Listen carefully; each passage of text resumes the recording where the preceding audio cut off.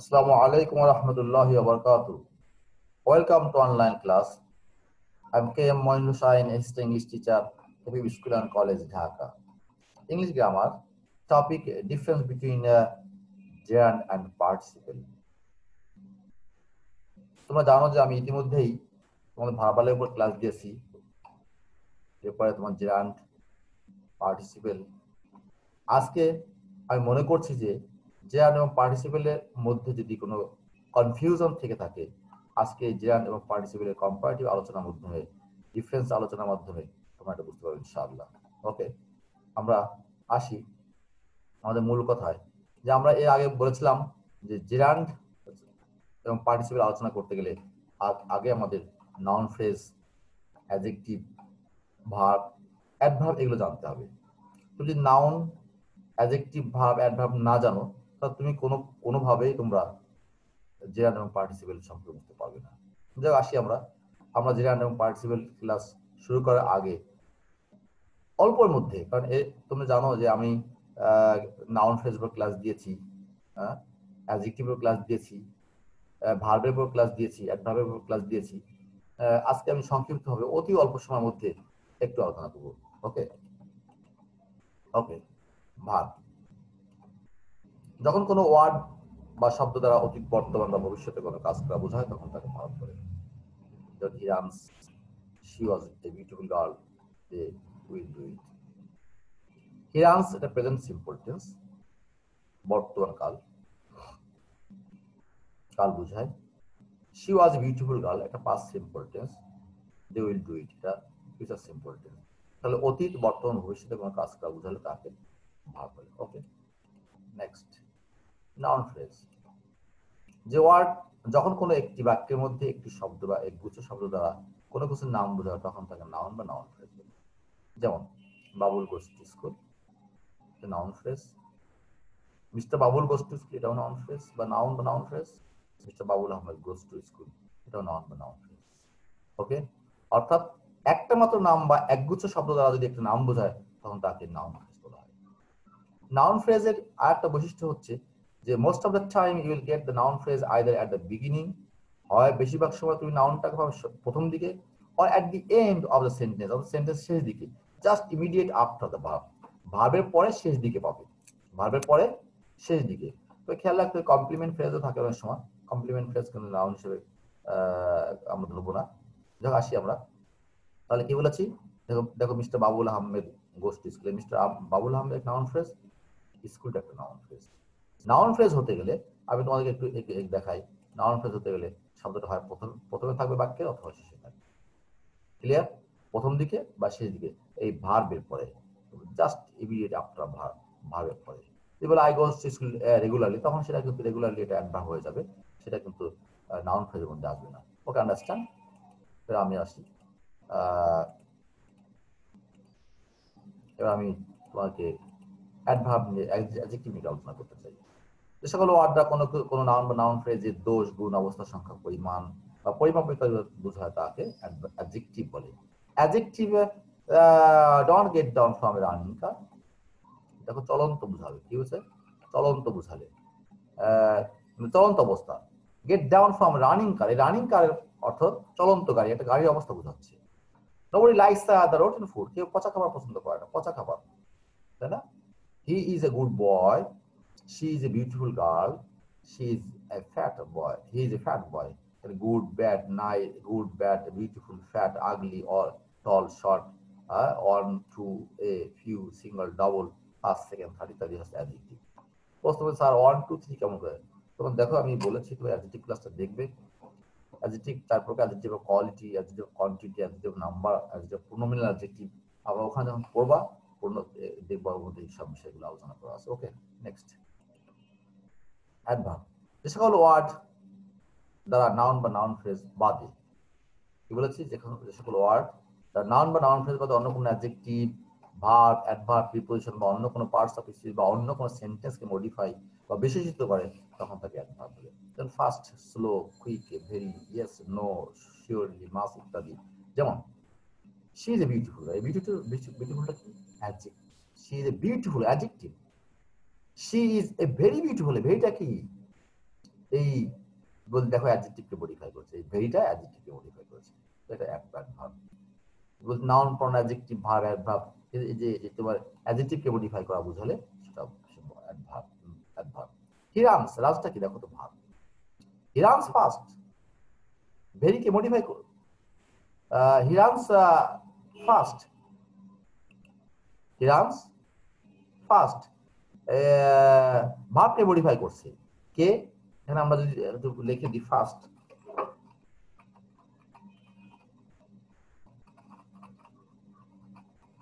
Fast কাকে modify করছে দেখো তো? ভার্বকে মডিফাই করছে। হ্যাঁ, কেমন দৌড়ায়? দ্রুত দৌড়ায়। যদি এরকম he ran slowly, he ran slow, তাহলে সে ভার্বকে মডিফাই করে, রানসটা ভার্ব, ভার্বকে মডিফাই করছে, এটা adverb. She was a very beautiful girl, দেখো এই ভেরিটা হচ্ছে অ্যাডভার্ব। হ্যাঁ, এবং she was not a very, এই নটটা কি করছে? এই ভেরিকে, এই নট ভেরিকে মডিফাই করছে, অ্যাডভার্বকে মডিফাই করছে, এই নটটা অ্যাডভার্ব। ওকে, তো যে ওয়ার্ডটা নাউন বা নাউন ফ্রেজ পদে অন্য কোনো অ্যাডজেক্টিভ, অন্য কোনো ভার্ব, অ্যাডভার্ব, প্রিপোজিশন বা অন্য কোনো পার্টস অফ স্পিচ মডিফাই করে তাকে অ্যাডভার্ব বলে। যদি আমি বলি she is a beautiful girl, তুমি এখানে লাগালে ইয়েস, ইয়েস, ইয়েসটা একটা adverb, yes she is a beautiful girl. He runs fast, তোমরা absolutely he runs fast, absolutely একটা অ্যাডভার্ব, পুরো সেন্টেন্সকে বাক্যকে মডিফাই করছে। ওকে, ভালো। আমরা আসি এবার ভার্বাল কত প্রকার? আমরা জানি ভার্বাল 3 প্রকার, জে অ্যান্ড পার্টিসিপল এবং ইনফিনিটিভ।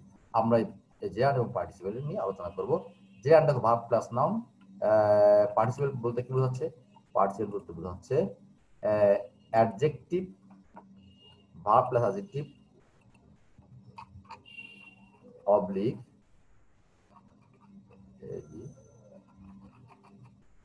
অ্যাডভার্ব। শুধু কিন্তু অ্যাডজেক্টিভ হলেই হবে না, অ্যাডভার্ব বোঝায়। ওকে, নেক্সট আমরা এখন জে আর পার্টিসিপলের তুলনামূলক আলোচনা করব। প্রথম তুলনামূলক কিছু কথা বলবো, এরপর কিছু এক্সাম্পল দিব, এরপর ক্লাস শেষ হবে। ওকে,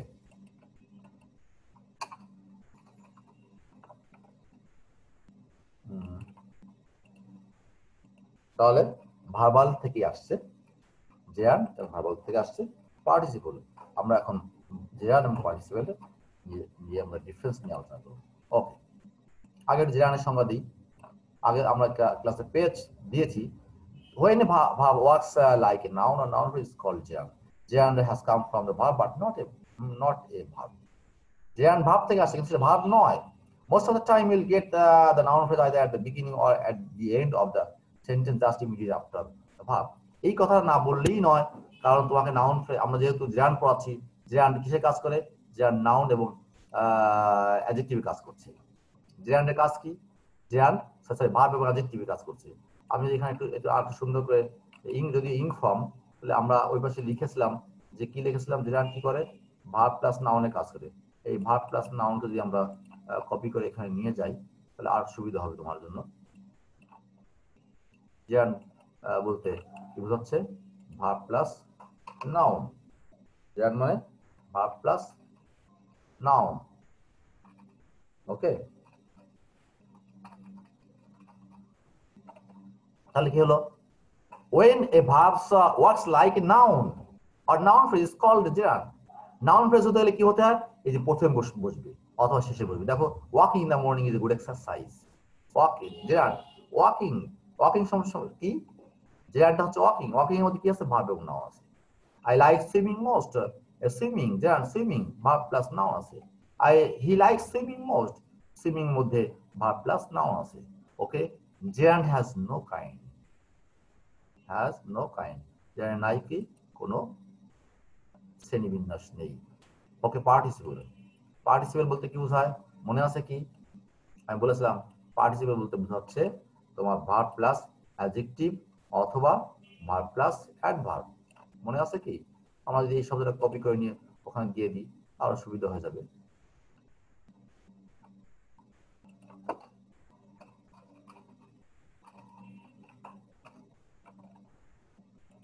সহজ ব্যাপার, এটা এমন কিছুই না। কম্পিউটার কাজ অত্যন্ত সহজ, যে বোঝে তার জন্য সহজ, যে না বোঝে তার জন্য হাড় ভাঙা কঠিন, সে কিছু করতেই পারবে না।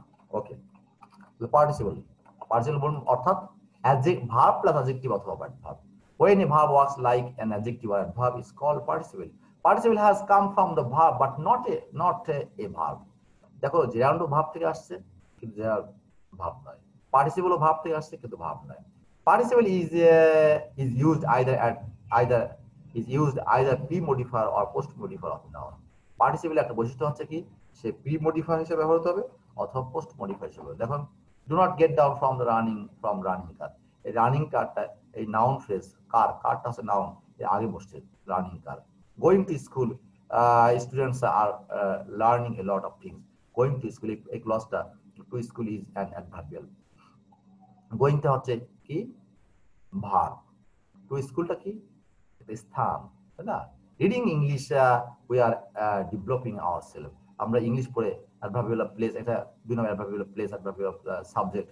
আমরা দেখতে পাচ্ছি যে যে জিরান পার্টিসিপল হতে গেলে verb plus adverb, verb plus noun, verb plus adjective দুটো হিসেবে দুটোই হতে পারে। দেয়ার থ্রি কাইন্ডস অফ পার্টিসিপল। তাহলে আমি আবার বলছি participle clear? Participle is use either pre modifier or post modifier. এটা ভার্ব এবং অ্যাডজেক্টিভ বা অ্যাডভার্ব হিসেবে কাজ করবে। ওকে, আসলে এটা দেখতে ভার্ব কিন্তু আসলে ভার্ব নয়। এবার কি বলছি, there are three kinds of participle, present, past, perfect participle. Present participle, past participle এবং পাস্ট পারফেক্ট পার্টিসিপল। ওকে, আমরা আসি যেহেতু যেহেতু পার্টিসিপল তিন প্রকার, প্রেজেন্ট, পাস্ট এবং পাস্ট পারফেক্ট পার্টিসিপল, এই যে যে দুটো অতিরিক্ত আসছে এই দুটো বিষয় কিন্তু আমাদের আলোচনা করতে হবে। আমরা আমরা তোমাকে দিয়েছি জেরান্ড এবং পার্টিসিপলের মধ্যে পার্থক্য তোমাকে একটু বুঝতে হবে যে পাস্ট পার্টিসিপল এবং পারফেক্ট পার্টিসিপল কিন্তু এই এই এই তোমার প্রেজেন্ট পার্টিসিপলের মতো নয়, একটু পার্থক্য হবে। তাই এখানে দুই তিনটা পয়েন্ট একটু অতিরিক্ত কথা আসবে। হ্যাঁ, এখানে কিন্তু পাস্ট পার্টিসিপল পারফেক্ট পার্টিসিপলে পাস্ট পার্টিসিপল কিন্তু ভাইরাল সঙ্গে আইএনজি আসবে না। পারফেক্ট পার্টিসিপলে তোমার তোমার হ্যাভিং প্লাস আইএনজি আসবে। আমরা দেখি সেদিকে একটু দৃষ্টিপাত করবো ইনশাআল্লাহ। Okay, difference between gerund and participle.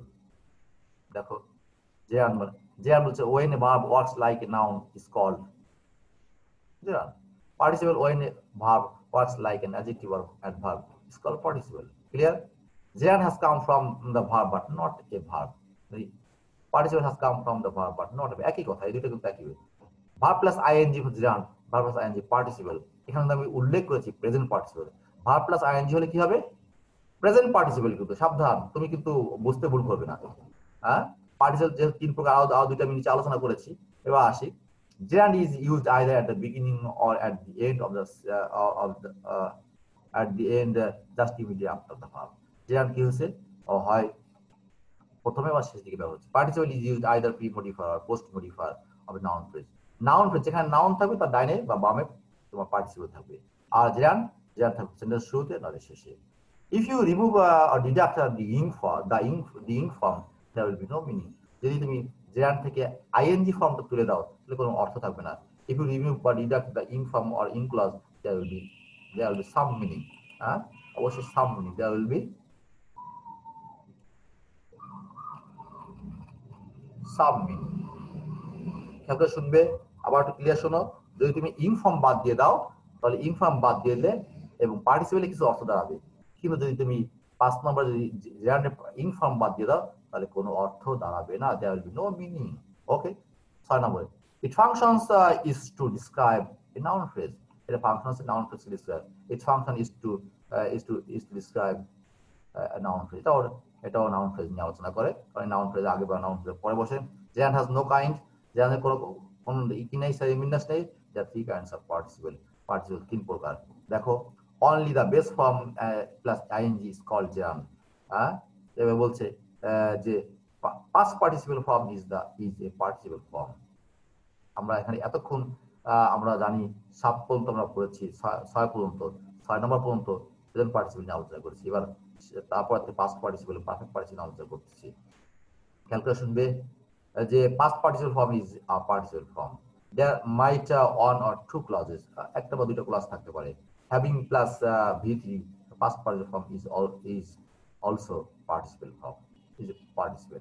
Past participle form having plus V3 মানে past participle form is also participle. Having being plus V3 past participle form is also participle. Being plus V3 past participle form অর্থাৎ V3 মানে past participle is also participle. Okay, এখানে main verb plus ING, main verb plus ING, main plus ING. Okay, এবার সংজ্ঞাগতভাবে দেখলাম। এবার দেখি আমরা পার্থক্য। আই লাভ ডান্সিং, দেখো ডান্সিং, ডান্সিং এ যদি তুমি ডান্সিংটা তুলে দাও, আই লাভ কি কোনো অর্থ নেই। I saw the girl dancing, আমি মেয়েটিকে গান করতে দেখলাম। যদি তুমি এখানে ডান্সিংটা বাদ দিয়ে দেখো, আমি ডান্সিংটা বাদ দিয়ে দিই, ডান্সিংটা বাদ দিয়ে দিলাম। আই স দ্য গার্ল অর্থ দাঁড়ায় না? অবশ্যই অর্থ দাঁড়ায়। যদি I saw the girl dancing, এখানে আই লাভ ডান্সিং, ডান্সিং তুলে দাও, কি দাঁড়ায় দেখো তো? আই লাভ কি কোনো অর্থ নাই। আই স দ্য গার্ল কি?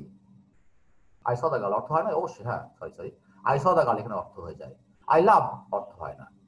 ওকে, দেখো দ্বিতীয়টা, প্লেইং ইন দ্য ফিল্ড, আমি প্লেইংটা তুলে দিলাম, ইজ এ গুড এক্সারসাইজ।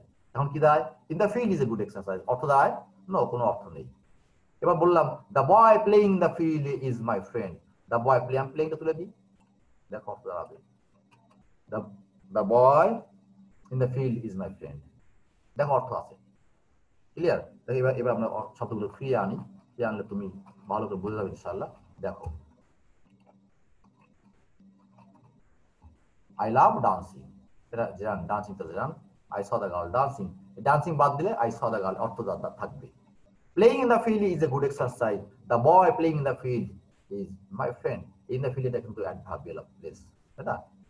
এটা দেখতে পাচ্ছি যে এখানে প্লেইংটা শুরুতে বসছে, এখানে প্লেইং শেষে বসছে, এখানে প্লেইং প্রথম ক্লজের মধ্যে বসছে। Drawing is a good habit, দেখো the drawing picture are on the wall, drawing picture কোথায় আছে? উপরে আছে, দেখো এটা কিন্তু শুরুতে বসছে।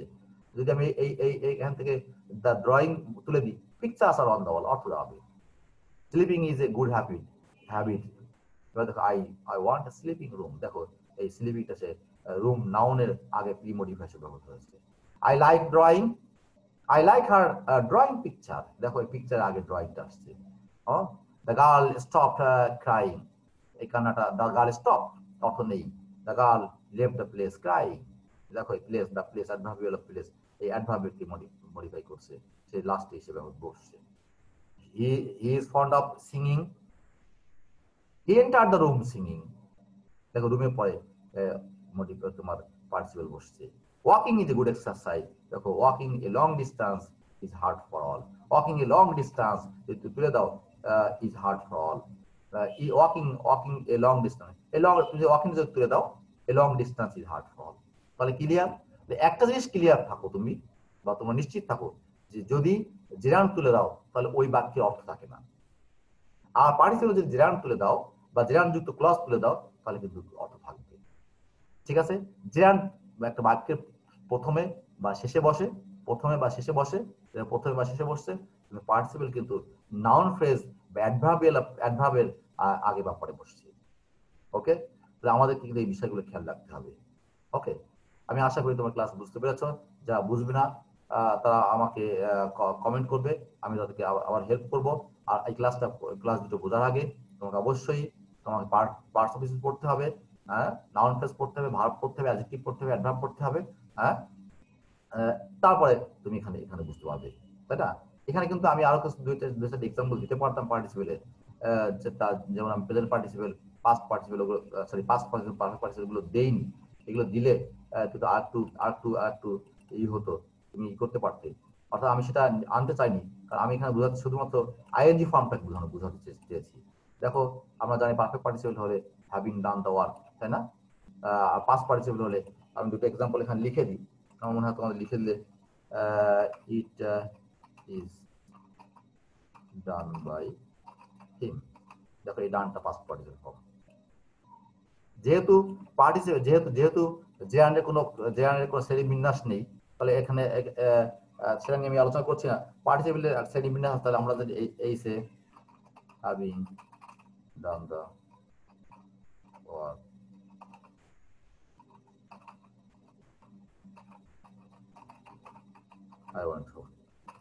দেখো এই দুটো বাক্য আমি লিখে শেষ করতে যাচ্ছি। এই 8 নম্বর পর্যন্ত, 1 থেকে 8 পর্যন্ত আমি জেরান্ট এবং প্রেজেন্ট পার্টিসিপল নিয়ে আলোচনা করেছি। 9 নম্বরটা পাস্ট পার্টিসিপল এবং 10 নম্বরটা perfect participle. Having done the work মানে আই হবে, I went home. Having done the work, I বা হি, যা লেখো না কোনো সমস্যা নেই।